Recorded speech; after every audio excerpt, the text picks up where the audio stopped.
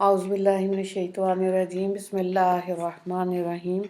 Allahumma salli ala Muhammadin wa ala ali Muhammad. Kama sallaita ala Ibrahima wa ala ali Ibrahima. Innaka hamidum majid. Allahumma barik ala Muhammadin wa ala ali Muhammad. Kama barakta ala Ibrahima wa ala ali Ibrahima.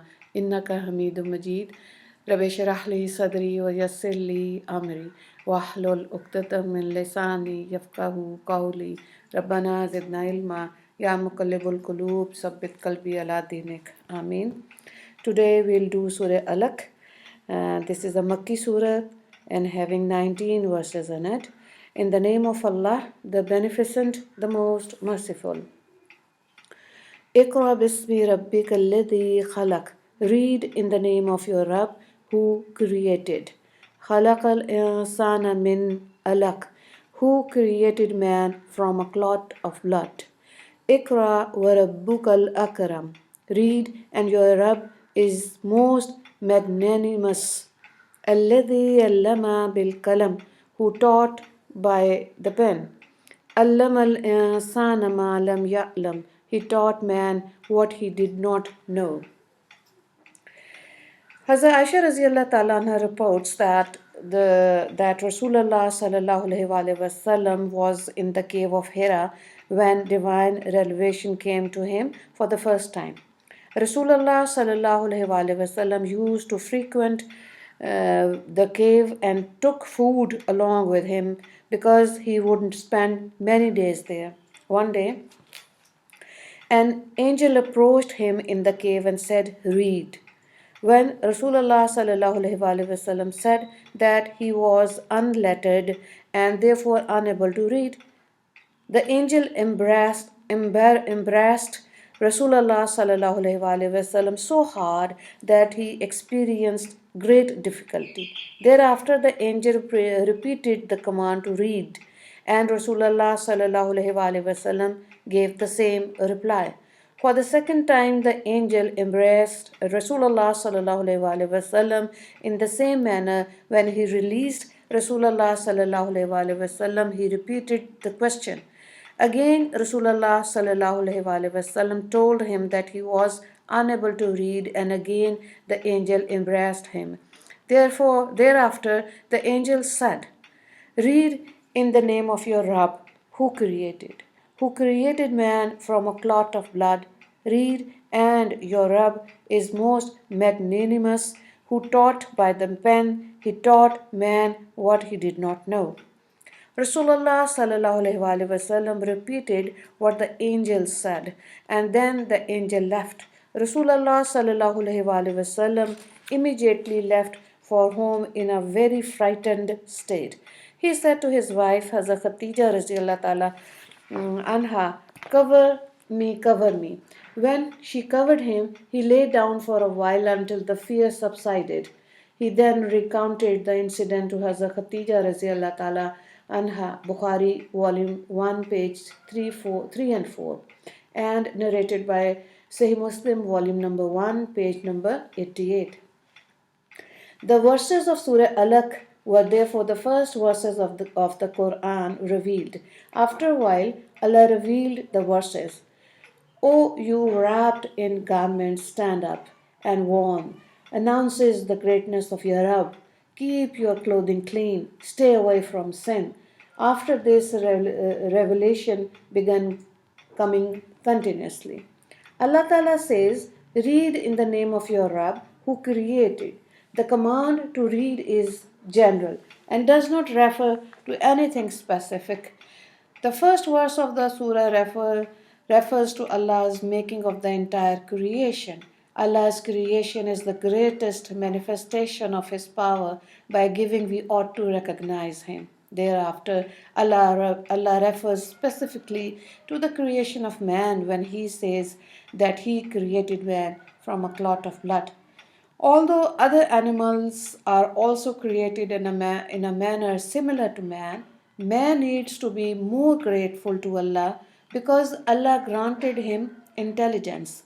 Expressing gratitude includes obedience to Allah, engaging in Allah's zikr, and verbally expressing thanks for the bounties that He has bestowed on us.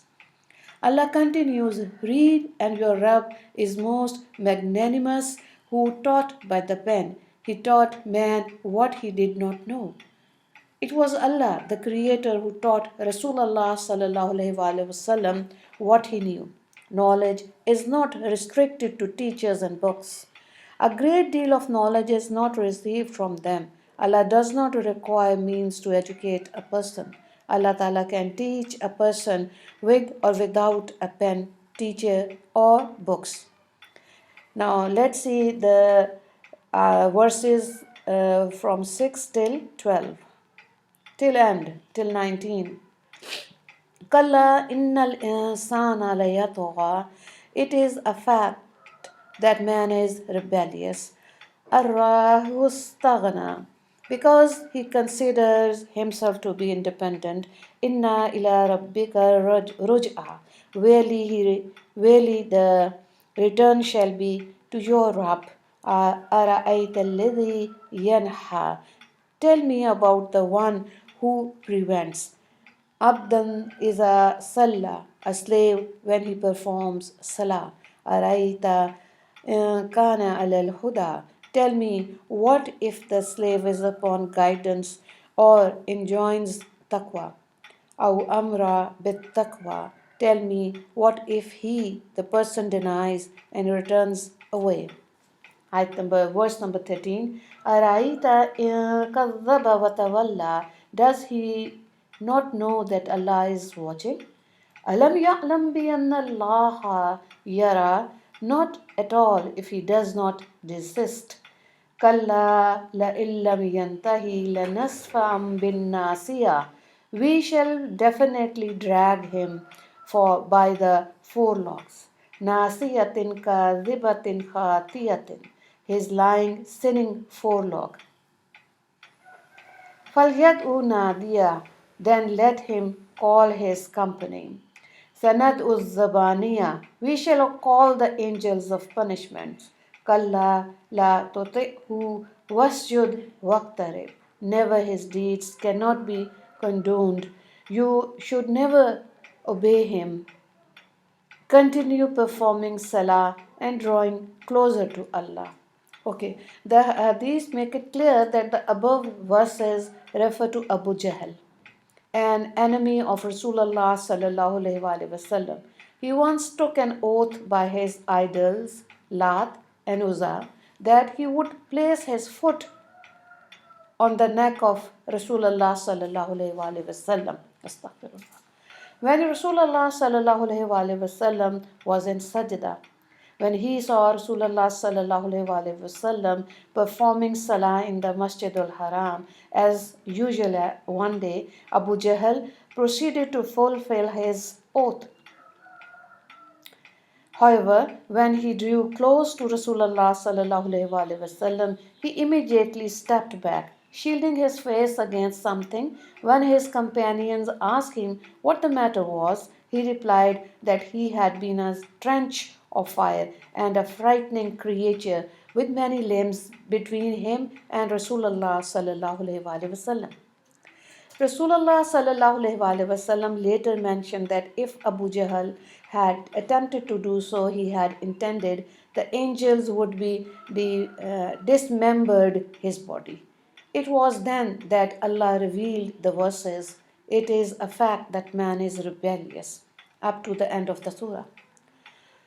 In verse number 6, it is a fact that man is rebellious, that is, he overstepped the parameters of his authority as a servant of Allah. He then holds a high opinion of himself and disobey the commands of Allah. The reason for man's rebelliousness is that he considers himself to be independent. Because man possesses wealth and good health, he thinks that he needs no one. He fails to realize that Allah gave him everything and that Allah can take everything away from him. Allah reminds man that really the return shall be to your Rabb. Irrespective of how wealthy a person is, he will have to leave this world to stand before Allah on the day of Qiyamah. Wealth, health, and children will be of no assistance in the hereafter, where one will have to stand alone. Referring specifically of Abu Jahl and also to all such kafir as well, Allah Ta'ala says, "Tell me about the one who prevents a slave of Allah when he performs salah. It is behavior not appalling. Tell me, what if his slave is upon guidance or enjoys others to carry out acts of taqwa? Is it then not wicked and prevent him from his salah? Tell me, what if he, the one who prevents another from salah, denies and turns away? What shall be his plight?" Addressing every sensible person in the above verses, Allah thrice asks, "Tell me." Allah Ta'ala prompts the leader of the Quran to ponder about the miserable plight that a person will suffer for preventing someone from salah. Who follows Allah's guidance and who enjoys others to carry out act of taqwa. In addition to preventing Allah's slave from one, the most noble act of salah, the person denies the truth and is averse to it. One can well imagine that such a person will certainly be doomed. Alluding to the person's punishment, Allah asked, "Does he not know that Allah is watching? Allah watches everything that this person does and will punish him for his heinous deeds." If one occurred that Abu Jahl tried to prevent Rasulullah sallallahu alaihi wasallam from performing salah, when Rasulullah sallallahu alaihi wasallam rebuked him for this, Abu Jahl said that he would fill the entire valley with troops and horses against Rasulullah sallallahu alaihi wasallam. Allah Ta'ala then revealed the verses, "If he does not desist, we shall definitely drag him for the forelocks. His lying, sinning forelocks, then let him call his company. We shall call the angels of punishment." The verse refers to the angel of Jahannam, about whom Allah says in Surah Tahrim that they are harsh and strong angels who never disobey that Allah commands them and who carry one exactly what they have been instructed. Verse number 7, Surah number 66. Hazrat Abdullah bin Abbas ta'ala anhu states that if Abu Jahl and his company try to assault Rasulullah sallallahu alaihi wasallam, the Zabaniya, angels of punishment, would have seized them instantly. The word Zabaniya is derived from the root word Zaban, which means to punish. These angels are named such because they will push people into Jahannam without showing mercy. Allah asserts, "Never, that is, such a person's deed cannot be condoned."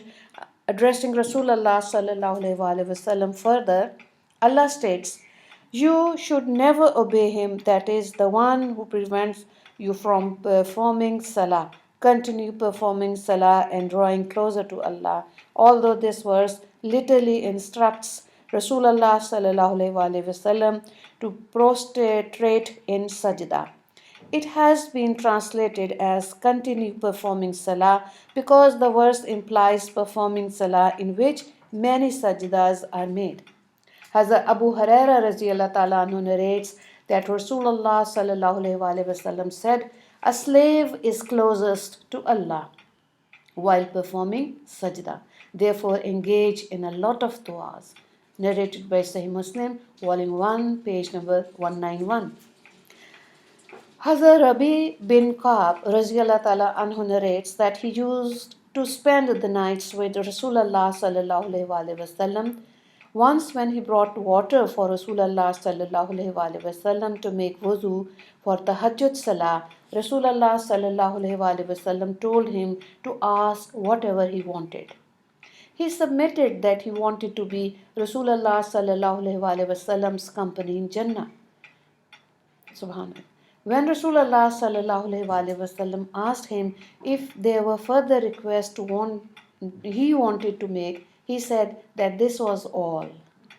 Rasulullah sallallahu alaihi wasallam then told him, "It shall be granted, but assist me against your nafs by performing sajda in abundance." Narrated Muslim, Volume 1, page 193. This hadith warns us that one's nafs will not allow one to do any good deed, and some effort is required to progress spiritually. One may not rely only on the du'as of others, but one should make an effort by carrying out as many good deeds as possible. Among good deeds, one of the greatest is making sajda. There is no act that more effectively expresses one's humanity and subservience to Allah than placing the most honored part of one's body, the head, on the ground in front of Allah. For this reason, ulama mentioned that sajda is the most important part of salah. Therefore, while other postures like raku and qiyamah take place only once during every rakah, sajda has to be performed twice. Allah Ta'ala says about the accursed Abu Jahl that we shall definitely drag him by the forelocks. This denotes that he will be dragged even in this world before reaching the humiliation of the hereafter. Consequently, he was killed in the Battle of Badr while parading pompously through his lines. In fact, he was killed after being incapacitated by two Ansar youngsters, Ruhul Mani, narrated by Ruhul Mani. Ruhul Mani reports that after Abu Abdullah bin Masud Raziallah Ta'ala anhu beheaded Abu Jahl, he was unable to carry his head to Rasulullah sallallahu alaihi wasallam. Therefore, he had to thread a string through the ears and drag it along. Whereas the verse applies to this humiliation in this world, it also applies to the humiliation he will suffer in the hereafter. When he will drag to Jahannam, Allah Ta'ala says in Surah Mu'min, "They shall soon come to know when yokes will be placed around their neck as well as chains. They will be dragged into the boiling water, after which they will be cast as fuel for the fire."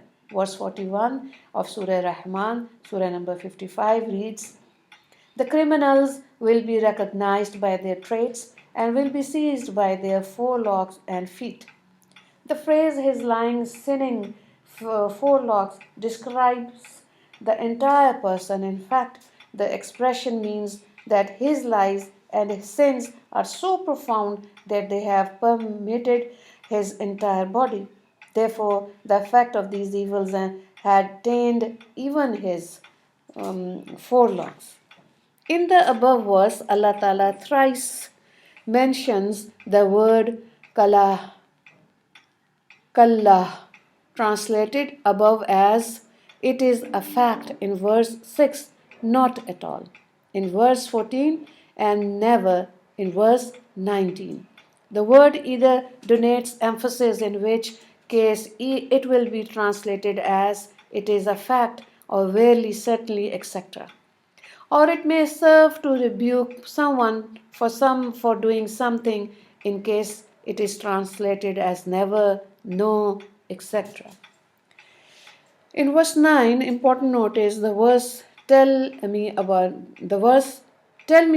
the one who prevents a slave when he performs salah, makes it clear that a Muslim does not prevent people from salah. It is only a kafir such as Abu Jahl who would do so a thing. It is therefore sad to note that many so-called Muslims prevent their children from performing salah by involving them in such occupations and insisting them that they take employment in such institutions that do not allow Muslims to perform their farz salah. In fact, when such children complain about this, their parents even ridicule them. Little do they realize that failure to perform salah will lead their children to Jahannam. where all their wealth will be of no avail. In fact, many Muslim managers and directors of large companies fail to perform salah and do not even allow their employees to perform salah. When concerned employees request time off to perform salah, these employers brush off the request, saying that taking time off for salah will cause the company a loss and that the employees should perform qaza namaz at home. It is haram to accept employment at a company that does not allow one to perform one's first salah, and it is also not permissible to assume a managerial post of such a company. It is unfortunate that such people took only at their worldly benefit and failed to show concern for the detriment they stand to face in the hereafter. Mu'min parents have to enjoin their children to do good and prevent them from committing sin. When some people resign from their jobs after being told that their earnings are haram, their parents and relatives make absurd statements that they seem to be suffering from the diary of taqwa. Derariya of taqwa. They tell them that it is impossible to earn halal wealth and that none can avoid haram wealth. May Allah save us. May Allah save us all from making such foolish statements. Ameen. A hadith of Muslim, volume 1, page 215, makes it clear that one has to make a sajda after reciting Surah Alaq. Allah wa akhiru dawana alhamdulillahi rabbil alameen. Allahumma ighfir li muslimeen wal muslimat wal mu'mineen wal mu'minat.